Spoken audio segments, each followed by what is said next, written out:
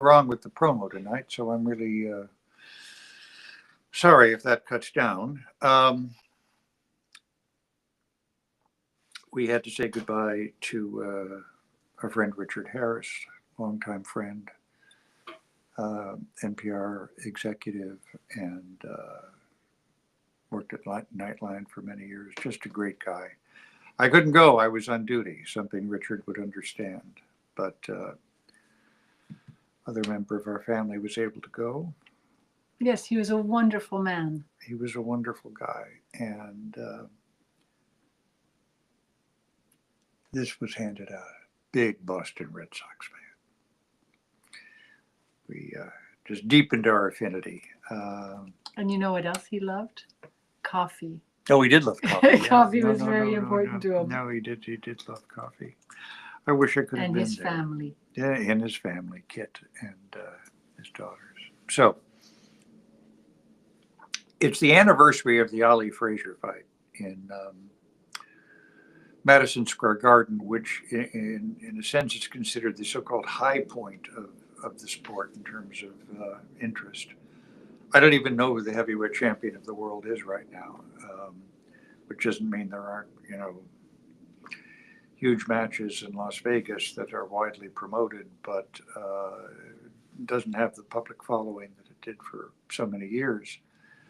And I, ever since doing a series on brain damage in boxing, I've just never been able to enjoy. Oh, darling, you looked it. in exactly the right place. Really? Yeah, right?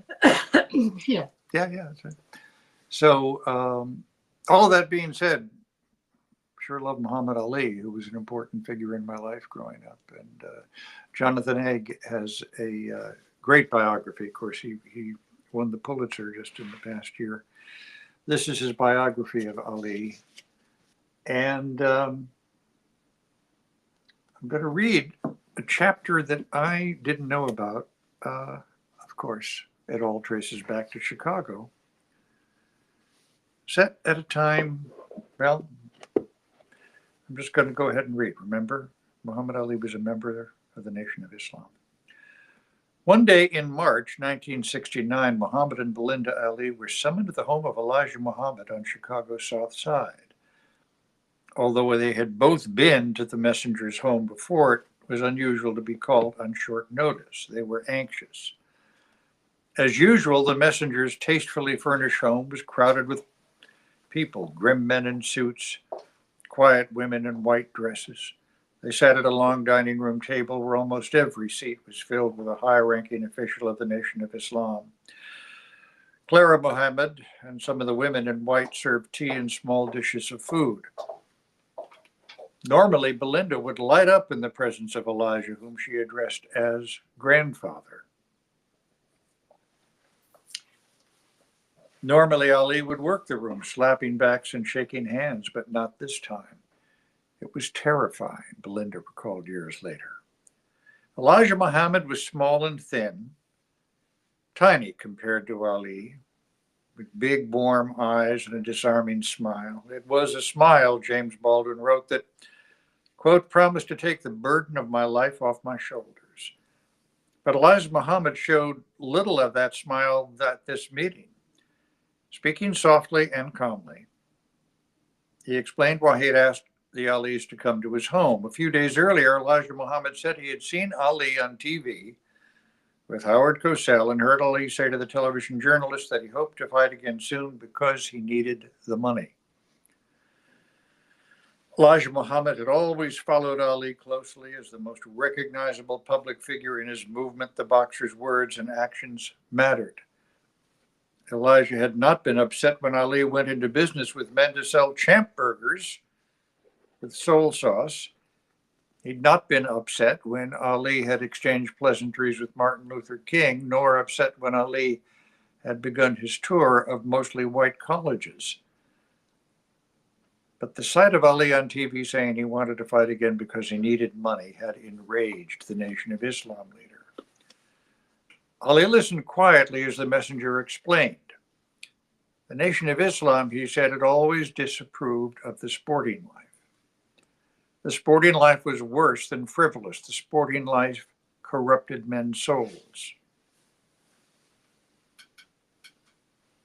Sorry, I just lost my place. You were wondering if your The sporting soul life. had been corrupted? Yeah, it's amazing how this works out. I was watching it happen. Oh.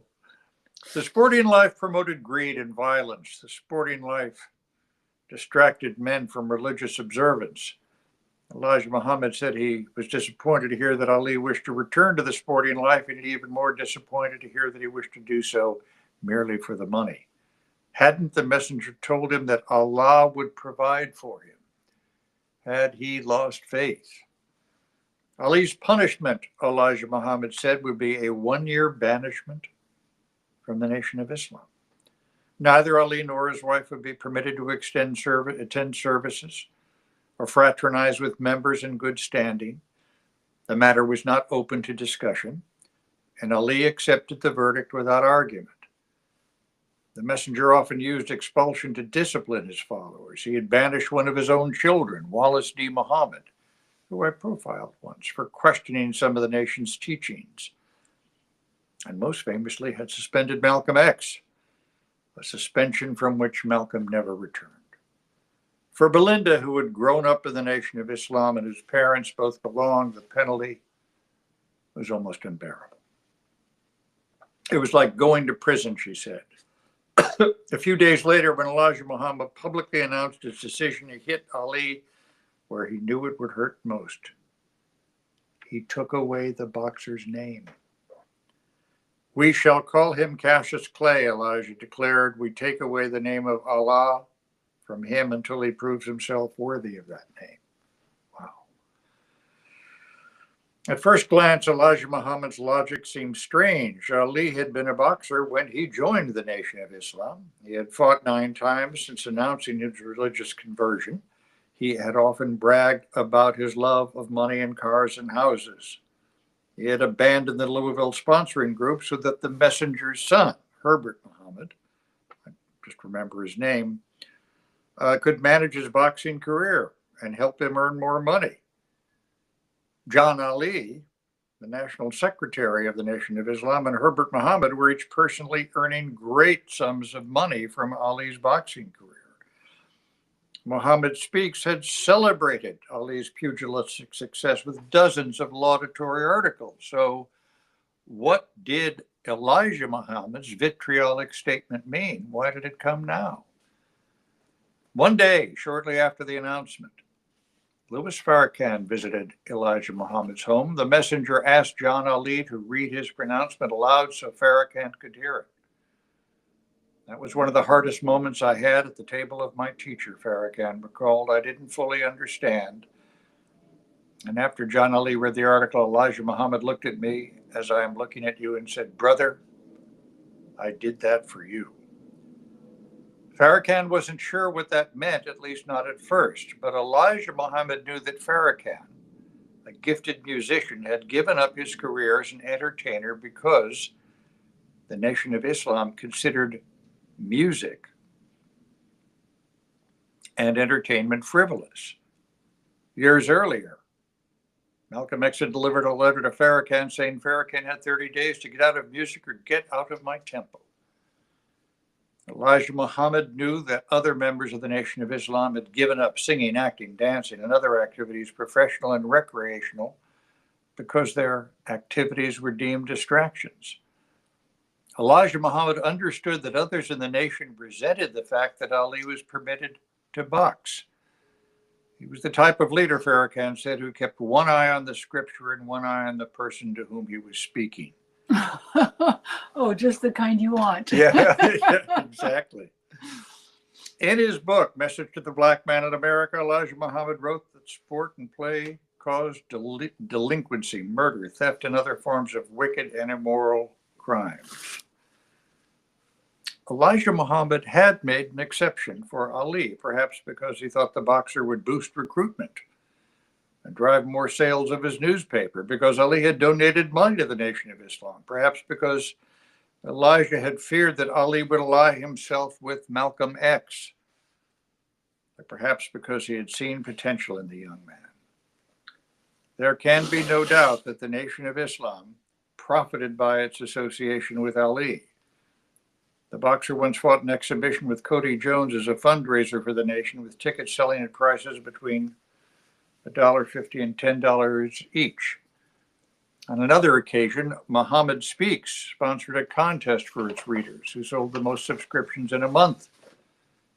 Get a free trip to watch Ali fight. Beginning in 1965, the newspaper ran a regular column from the camp of the champ, detailing Ali's daily routines and philosophies. At the same time, when Ali bragged about his abilities and failed to credit Allah for his victory over George Chuvalo, the newspaper criticized Ali. Ali apologized.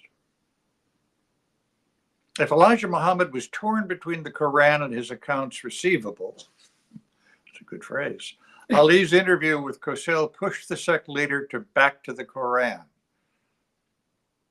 At the same time, Elijah might have been sending a message to Herbert, who had never been as religiously observant as his father would have liked, and who had the most to gain financially. If Ali returned to boxing, if sport and play were corrupting anyone, it was Herbert Muhammad. I called my manager, Herbert Muhammad, today, Ali wrote on a sheet of lined yellow paper, and he told me he could no longer be my manager because his father, the Honorable Elijah Muhammad, and the Muslims through the country could not be with me in returning to the ring. Here was Ali, still only 27. His devotion to the Nation of Islam had insulated him from some of America's cultural insanity. Ali would be nowhere near Woodstock in the summer of 1969, for example. He had kept his distance from the Black Panthers, who at times seemed engaged in an armed revolution. But in other ways, Ali's new religion has done as much, if not more, than boxing to shape his life. He had given up his first wife for religion. He had changed his name, risked prison, sacrificed millions of dollars, and turned his back on friends and relatives. He'd even sent his friend, Bundini Brown, packing, albeit temporarily, because Bundini had upset Muslim leadership. And now the man who had inspired Ali's actions, the man he worshipped as a prophet of God, was that Gato? Yes. Prophet of Gato.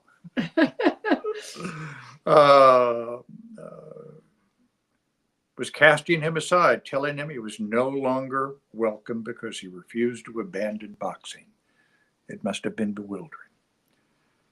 Back in 1964, the Nation of Islam had kept the boxer's membership secret, fearing the bad publicity that would come if Cassius Clay had lost to Sonny Liston. Now it failed to back a disciple in his time of need. Even as Ali maintained a moral stand based on the teachings of the Honorable Elijah Muhammad, Muhammad himself backed away from the boxer. Perhaps the nation didn't need Ali anymore now that he was making money. Radio stations all across the country broadcast speeches by Elijah Muhammad and Louis Farrakhan. Their message was spreading in the mainstream. The Temptations scored a hit with the record Message from a Black Man, a song that not only carried a title similar to that of Elijah Muhammad's book, but also included lyrics that the messenger would have endorsed. Although his words seemed sincere, his actions in the months ahead would prove inconsistent.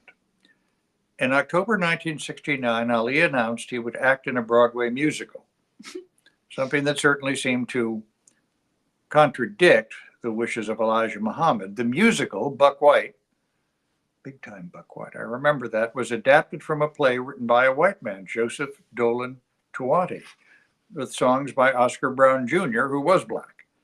The play purported to take place at the meeting hall of a Black Power group called BAD, BAD, whose initials stood for Beautiful Alleluia Days.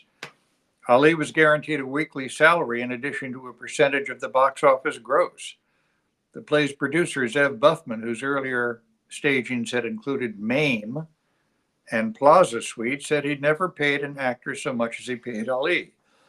The actor's name, Cassius Clay, a.k.a. Muhammad Ali, would appear above the title of the play on the marquee for the George Abbott Theater.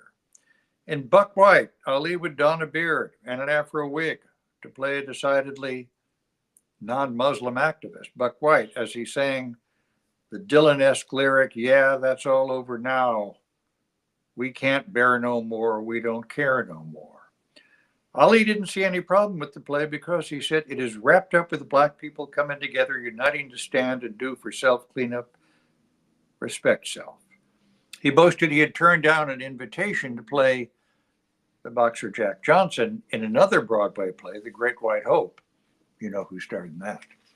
Tell me. James Earl Jones, because he didn't want to act in romantic scenes with white women. At least in Ali's mind, the logic cohered. He wasn't a member in good standing of the Nation of Islam, so it didn't matter if Elijah Muhammad approved of his theatrical debut.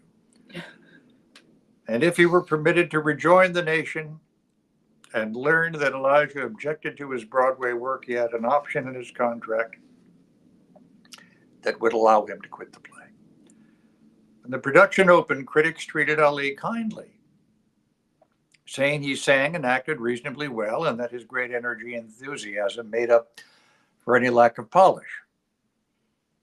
But beyond Ali's performance, the play was not well received, and Buck White closed after only 7 performances. The newspaper man Robert Lipsyte witnessed another humiliation. One night he walked Ali back to his hotel. When Ali couldn't open the door to his room, the hotel manager explained it had been locked because Ali owed $53.09. "When you're the champ," Ali said, seemingly surprised, "they never make you pay right away." Okay, there's one question from S.R. O'Brien. Did you ever interview Joe Frazier? No, I never did. Did you ever interview Ali? I never interviewed Muhammad Ali. I was at a couple of his press conferences, which were highly entertaining, to say the least. And he was truly great. Yeah, and I did cover the Ali Scott Ledoux fight, and I remember that obviously very well, and I was close enough to the ring I could hear. Thank God he didn't call Scott. His name was Scott Ledoux, but he kept going Ledoux, Ledoux, Ledoux, Ledoux. Mm-hmm. So no, I didn't. I did have the nicest not encounter with, but from a short distance. So you've heard me talk about Mort's Deli in Chicago. Muhammad Ali came into Mort's Deli in Chicago once, and it was like the late lunch crowd, and of course the seas parted. And Mort and Mrs. Morty came over, and he was already beginning to suffer. I guess it was from Parkinson's then. And of course, people lined up for autographs, and some of them, nobody had autograph books, but I mean, some of them had pieces of paper. But he would take some of the napkins, paper napkins on the table, and it took him a long time to sign because of his motor problems at that point. But he persisted. He took a lot of time to sign all those names and all those autographs, and people stood in line very respectfully. It's one of my favorite little moments of Chicago life. It was great, and people didn't have cell phones then to mug for pictures, but I think somebody found a camera, and of course he went through the mugging where he would bring the guy close and go like that. It was a great encounter, and a great Chicago. Everything traces back to Chicago. So thanks very much for being with us tonight on our open book. Great reading from Jonathan I. See you later. Take care. Bye-bye.